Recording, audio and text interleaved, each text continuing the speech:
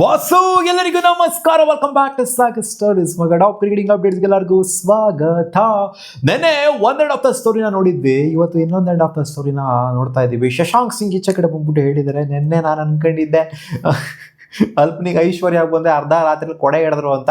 So ಇವರ end of the ಸ್ಟೋರಿನ ಹೇಳಿದ್ದಾರೆ. So ಇವ್ರು ಹೇಳೋ ಪ್ರಕಾರ ನೋಡ್ತಾವ ಅಂತಂದ್ರೆ ಅವ್ರ ಮನೆಗೆ ಏನೋ ಬಂದಿದ್ರಂತ ಇವರು, ಅಂದ್ರೆ ಕುಕ್ಕಾಗಿ ಬಂದಿದ್ರು ಅನ್ನೋ ತರ ಅಪ್ಡೇಟ್ ಇತ್ತು. ಸೊ ಇವ್ರೇನು ನೋಡ್ತಿರೋಂಥದ್ದೇನು ಅಂದರೆ, ಇವರು ನಮ್ಮಲ್ಲಿ ಕಳ್ತನ ಮಾಡೋದಕ್ಕೆ ಬಂದಿದ್ರು, ಈ ಒಂದು ಇಂಟೆನ್ಷನ್ ಇಟ್ಕೊಳಕ್ ಬಂದಿದ್ರು. ಸೊ ಇವರು ಎಲ್ಲ ನಮ್ದೆಲ್ಲಾನು ವಿಡಿಯೋ ಮಾಡ್ಕೊಂತಾರೆ, ವಾಟ್ರೋಬಲ್ಲಿ ಇಟ್ಕೊಂಡಿರೋ, ನಾನು ವಾಚ್ಗಳನ್ನ ಇಟ್ಟಿರೋದು, ಅದು ಇದು ಎಲ್ಲ ಇಟ್ಟಿರೋದು, ಎಲ್ಲ ಪರ್ಸನಲ್ ಥಿಂಗ್ಸ್ ಏನೋ ಇಟ್ಟಿದ್ದು ಅದೆಲ್ಲರೂ ವಿಡಿಯೋ ಮಾಡ್ಕೊಂಡಿದ್ರು ಫೋನಲ್ಲಿ.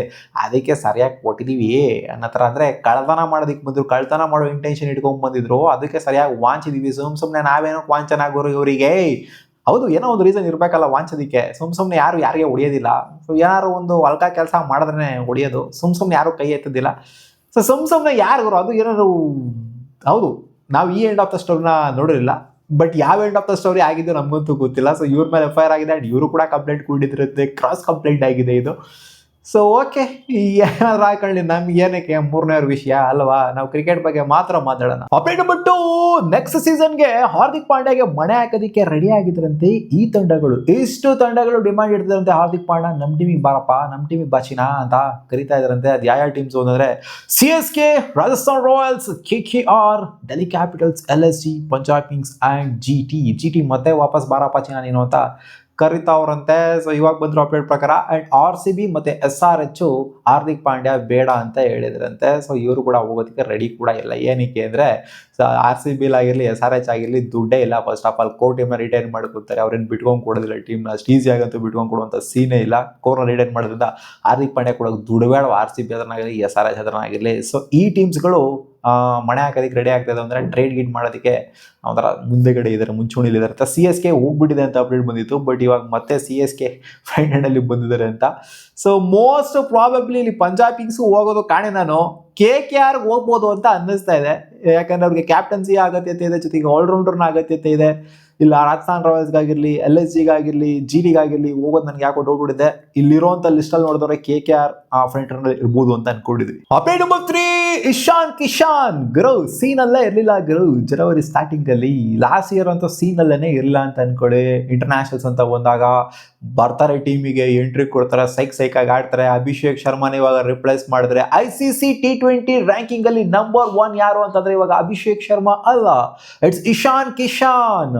ಹೆಂಗೆ ಬಂದ್ರು ಗುರು, ಎಲ್ಲಿಂದ ಯಾವ ರೇಂಜಿಗೆ ಟರ್ನ್ ಅಪ್ ಆಗಿದ್ದಾರೆ ಅಂತಂದ್ರೆ ಸಯಾದ್ ಮುಸ್ತಾಕ್ ಅಲಿಯಿಂದ ಸಗದಾಗಿ ಪರ್ಫಾರ್ಮ್ ಮಾಡಕ್ಕೆ ಸ್ಟಾರ್ಟ್ ಮಾಡಿದ್ದು ಲಾಸ್ಟ್ ಸೀಸನ್ದು, ಅಲ್ಲಿಂದ ಇಲ್ಲಿವರೆಗೂ ನಿಂತೇ ಇಲ್ಲ ಇಶಾನ್ ಕಿಶಾನು. ಹೌದು, ಐರ್ಲೆಂಡ್ ಸೀರೀಸ್ ಅಷ್ಟೇನು ಚೆನ್ನಾಗಿ ಆಗಲಿಲ್ಲ. ಸೊ ಇವತ್ತಿಂದ ಮತ್ತೊಂದು ಸೀರೀಸ್ ಬೇರೆ ಸ್ಟಾರ್ಟ್ ಆಗ್ತಿದೆ. ಸೊ ಇಲ್ಲಿಂದ ಗ್ರಾಫ್ ಮೇಲಕ್ಕೆ ಹೋಗ್ಬೇಕು ಹೊರತು ಇಶಾನ್ ಕಿಶಾನ್ದು ಕೆಳಗಡೆ ಬೀಳೋವಂಥ ಸೀನೇ ಇಲ್ಲ. ನನ್ಗೆ ಯಾಕೋ ಅವ್ರು ಆಡ್ತಿರೋಂಥ ಫ್ಲೋ ನೋಡ್ತು ಅಂತಂದರೆ, ಅವ್ದು ಇಂಟೆಂಟ್ನ ನೋಡ್ತು ಅಂತಂದರೆ ಕೆಳಗಡೆ ಬೀಳಲ್ಲ ಅಂತ ಅನ್ನಿಸ್ತಾ ಇದೆ. ಮೇಲೆ ಕೆಳಗೆ ಆಗ್ಬೋದು ಅನಿಸ್ತೇನೆ. ಅಭಿಷೇಕ್ ಶರ್ಮಾ ಅಲ್ಲಿ ಇಂಡಿಯನ್ಸ್ ಅಲ್ವಾ, ಮೇಲೆ ಕೆಳಗಡೆ ಆಗ್ತಾ ಇರೋದು, ಏನಲ್ಲಿ ಬೇರೆಯವ್ರು ಏನು ಬಂದು ಕೂತ್ಕೊಂಡಿಲ್ಲ. ಸೊ ಅಭಿಷೇಕ್ ಶರ್ಮಾ ಕೆಳಗೆ ಹೋಗಿದ್ರೆ ಇವ್ರ ಮೇಲೆ ಬಂದಿದ್ರು ಅಷ್ಟೇ. Update number 4, Ben Stokes next season ಆಕ್ಷನ್ಗೆ ಎಲಿಜಿಬಲ್ ಅಂತ ಕೇಳ್ತು ಅಂತಂದ್ರೆ, ಬೆನ್ ಸ್ಟೋಕ್ಸ್ ನೆಕ್ಸ್ಟ್ ಸೀಸನ್ ಆಕ್ಷನ್ಗೆ ಬರೋದಕ್ಕೆ ಆಗೋದಿಲ್ಲ. ಯಾಕೆ ಅಂತಂದರೆ ಅವರು ಮೆಗಾ ಆಕ್ಷನ್ ರಿಜಿಸ್ಟರ್ ಆಗಿರಲಿಲ್ಲ, ಮಿನಿ ಆಕ್ಷನ್ಗೆ ಬರೋದಕ್ಕೆ ಆಗೋದಿಲ್ಲ. ಅವ್ರಿಗೆ ಯಾವುದೇ ಇಂಜುರಿನೂ ಆಗಿರಲಿಲ್ಲ, ಏನೂ ಆಗಿರಲಿಲ್ಲ, ಯಾವುದೇ ವ್ಯಾಲಿಡ್ ರೀಸನ್ ಅನ್ನೋದು ಇರಲಿಲ್ಲ. ಸೊ ಅವರು ಬೇಕು ಅಂತಲೇ ನಾನು ಇಂಗ್ಲೆಂಡ್ ಕ್ರಿಕೆಟಿಗೆ ನಾನು ಡೆಡಿಕೇಟ್ ಮಾಡಬೇಕು ನನ್ನ ಒಂದು ಸರ್ವಸ್ವನ ಅಂತ ಅವರು ಆ ಥರ ಮಾಡಿದರು. ಅದರಿಂದ ನೆಕ್ಸ್ಟ್ ಸೀಸನ್ ಬರ್ತಾ ಇರೋದು ಮಿನಿ ಆಕ್ಷನ್ ರಿಜಿಸ್ಟರ್ ಆಗೋಕ್ಕಾಗೋದಿಲ್ಲ. ಈ ಆಕ್ಷನ್ಗೆ ಅವರು ಬ್ಯಾನ್ ಆಗಿದ್ದಾರೆ. ಆ್ಯಂಡ್ ಬರ್ತಾ ಇರೋ 2028 ಮೆಗಾ ಆಕ್ಷನ್ ಏನಿದೆ, ಇನ್ನು 2 ವರ್ಷ ಇದೆ. ಸೊ ಆ ಆಕ್ಷನ್ ಬೇಕಾದ್ರೆ ರಿಜಿಸ್ಟರ್ ಆಗ್ಬೋದು ಮೆಗಾ ಆಕ್ಷನ್ಗೆ. ಯಾಕಂದ್ರೆ IPL ಅವರು ಹೊಸ ರೂಲ್ನ ತೊಗೊಂಡ್ಬಂದಿದ್ದಾರೆ. ಅದರಿಂದ ಬೆನ್ ಸ್ಟೋಕ್ಸ್ ಬರ್ತಾರೆ ಅನ್ನೋದೇನಿತ್ತು 2027 ಅಲ್ಲಿ, ಅದಿಲ್ಲ, ಬರೋಕ್ಕಾಗಲ್ಲ, ರಿಜಿಸ್ಟರ್ ಆಗೋಕ್ಕಾಗಲ್ಲ. ಅಪ್ಡೇಟ್ ನಂಬರ್ 5, ವೆಂಕಟೇಶ್ ಅಯ್ಯರ್ ಮಾತಾಡಿದ್ದಾರೆ. We as a group were very confident and everyone in our group knew that if we won the trophy it would be a surprise because we were playing that kind of cricket. If you wouldn't have won trophy. So ನಾವೇನಾದ್ರು trophy ಗೆಲ್ಲಿಲ್ಲ ಅಂತಂದರೆ ಅದು surprise ಆಗೋದು ನಮಗೆ. ನಾವು ಯಾವ ಥರ ಆಡ್ತಾ ಇದ್ವಿ ಅಂದರೆ ಬ್ರ್ಯಾಂಡ್ ಆಫ್ ಕ್ರಿಕೆಟ್ ಆ ಥರ ಇತ್ತು. ಸೊ ನೋಡಿ, ಇದೊಂಥರ ಸೆಲ್ಫ್ ಬಿಲ್ಡಪ್ ಕೊಡಲೇಬೇಕು ಗುರು, ಅವ್ರಿಗವರೇ ಕೊಟ್ಕೊಳ್ಳೇಬೇಕು. ಹೌದು, ಆಡ್ದಂಥ ರೀತಿ ಆ ಥರ ಇತ್ತು RCB. ನಾವು ಗೆದ್ದಿಲ್ಲ ಅಂದರೆ ನಮಗೆ ಸರ್ಪ್ರೈಸ್ ಆಗೋಗ್ಬಿಡೋದು, ಸೋತೋಗ್ಬಿಟ್ಟಿತ್ತು ಅಂದರೆ ನಮಗೆ ಸರ್ಪ್ರೈಸ್ ಆಗೋಗ್ಬಿಡೋದು. ಗೆದ್ದಿರೋ ನಮಗೇನು ಸರ್ಪ್ರೈಸ್ ಅನ್ನಿಸ್ತಾ ಇಲ್ಲ. ಇದು ಕೂಡ ನಾವು ಅಂದ್ಕೊಂಡಿದ್ವಿ ಗುರು, ಫೈನಲ್ಸ್ಗೆ RCB ಬರ್ತಾ ಇದ್ದಂಗೆ, RCB ಫೈನಲ್ಸ್ಗೆ ಲಾಸ್ಟ್ ಸೀಸನ್ ಬರ್ತಾ ಇದ್ದಂಗೆ, ಈ ಸೀಸನ್ ಬರ್ತಾ ಇದ್ದಂಗೆ RCB ಲಾಸ್ಟ್ ಸೀಸನ್ ಬಿಡಿ ಒಂದು ಸ್ವಲ್ಪ ಹಂಗೆ ಹಿಂಗೆ ಇತ್ತು, ಯಾಕಂದ್ರೆ ಫೈನಲ್ ಲತ್ತೆ ಹೊಡಿಯುತ್ತೆ ಅಂತ. ಬಟ್ ಈ ಸೀಸನ್ ಫೈನಲ್ಗೆ ಬರ್ತಾ ಇದ್ದಂಗೆ ಎಲ್ಲರಿಗೂ ಹೋಗ್ಬಿಟ್ಟಿದೆ RCB ಪಕ್ಕ ಗೆಲ್ಲೋದು ಈ ಸೀಸನ್ ಅಂತ. ಅಪ್ಡೇಟ್ ನಂಬರ್ 6, ಜಾಸ್ ದ ಬಾಸ್ ಮಾತಾಡಿದ್ರೆ ವೈಭವ್ ಸೂರ್ಯವಂಶಿ ಬಗ್ಗೆ. ಇವ್ರನ್ನ ಆಡ್ಸದೆ ಡೌಟ್ ಹೊಡಿತಾ ಇದೆ ಇವತ್ತು, ಗೊತ್ತಿಲ್ಲ ಅದೇನ್ ಮಾಡ್ತಾರೆ ಅಂತ. ಸಂಜು ಸ್ಯಾಮ್ಸನ್ ಕೂರಿಸ್ತಾರ ಅಥವಾ ಆಡಿಸ್ತಾರ ಇವ್ರನ್ನ ಅನ್ನೋದು ಮ್ಯಾಚ್ ಟೈಮಲ್ಲಿ ಗೊತ್ತಾಗುತ್ತೆ ನಮಗೆ. ಸೊ ಇವ್ರು ಆಲ್ರೆಡಿ ಪ್ರಿಪೇರ್ ಆಗಿದ್ದಾರೆ, ವೈಭವ್ ಸೂರ್ಯವಂಶಿ ಆಡಿದ್ರು ಆಡ್ಬಿಡ್ಬೋದು ಅಂತ. ನಾನು ನಮ್ಮ ಬೌಲರ್ಸ್ಗಳಿಗೆ ಹೇಳಿದ್ದೀನಿ, ಇನ್ ಕೇಸ್ ವೈಭವ್ ಬಂದ್ರು ಅಂತಂದ್ರೆ ಸೊ ಅವರು ಫಸ್ಟ್ ಬಾಲ್ 6 ಹೊಡೆದಕ್ಕೆ ರೆಡಿ ಆಗಿರ್ತಾರೆ, ಎಲ್ಲ ಹುಷಾರಾಗಿ ಬೌಲಿಂಗ್ ಮಾಡ್ರಪ್ಪ ಇವರಿಗೆ.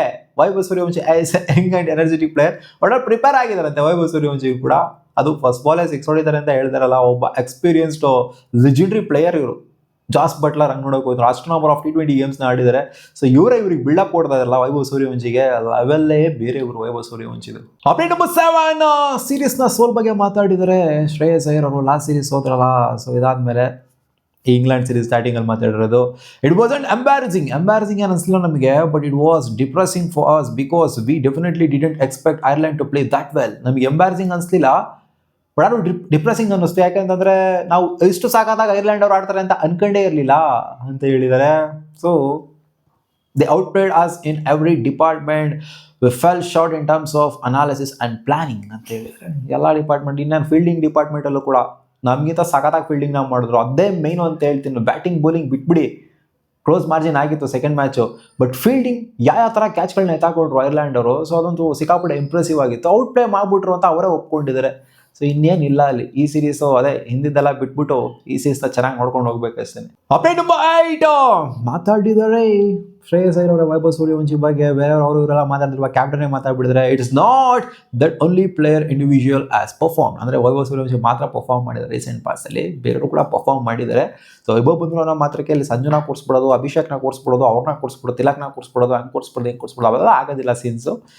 ಸೊ ಅವ್ರು ಹೇಳ್ತಾ ಇರೋದು ಇಷ್ಟೇ ಮಗ, ಅವಕಾಶ ಬರುತ್ತೆ ಕಾಯ್ಬೇಕು ಅಂತ. ಸೊ ಎಲ್ಲ ಹಂಗೆ ಹೇಳ್ತಿದ್ರು, ಒಟ್ಟಲ್ಲಿ ಅವಕಾಶ ಕೊಡ್ತೀವಿ ಹತ್ರ ಯಾರು ಹೇಳ್ತಾ ಇಲ್ಲ ಇಲ್ಲಿ ವೈಭವ್ ಸೂರ್ಯವಂಶಿಗೆ.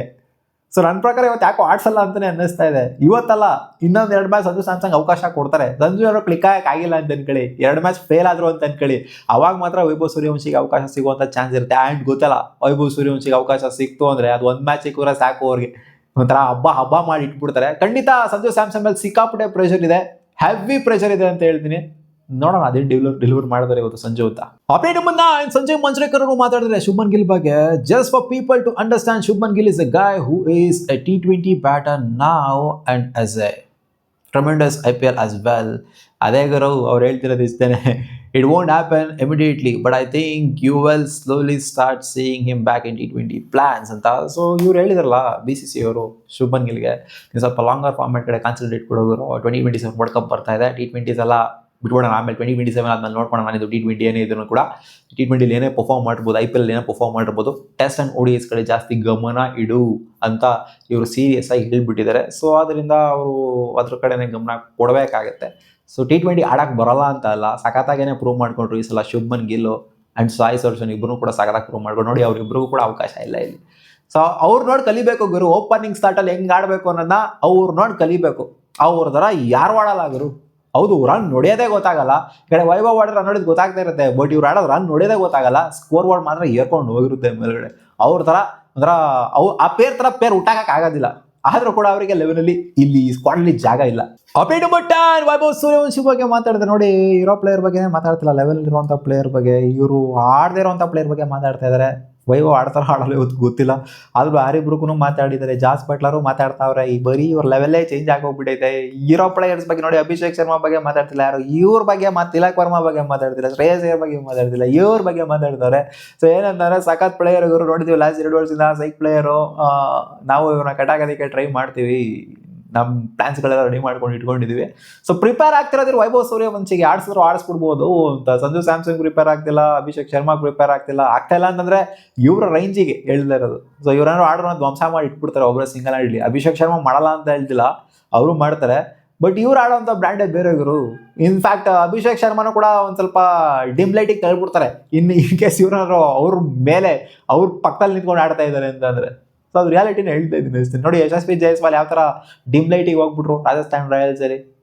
ನೋಡೋಣ ಅದೇನಾಗುತ್ತೆ ಕತೆ ಅಂತ. ಮತ್ತೆ ಸಿಗುವ ಮುಂದಿನ ವಿಡಿಯೋದಲ್ಲಿ ಇಷ್ಟವಾಗಿತ್ತು ಟಾಪ್ ಕ್ರಿಕೆಟಿಂಗ್ ಅಪ್ಡೇಟ್ಸ್. ನಿಮ್ಗೆ ವಿಡಿಯೋ ಸ್ವಲ್ಪ ಇಷ್ಟ ಆಗಿದ್ರೆ ಲೈಕ್ ಮಾಡಿ.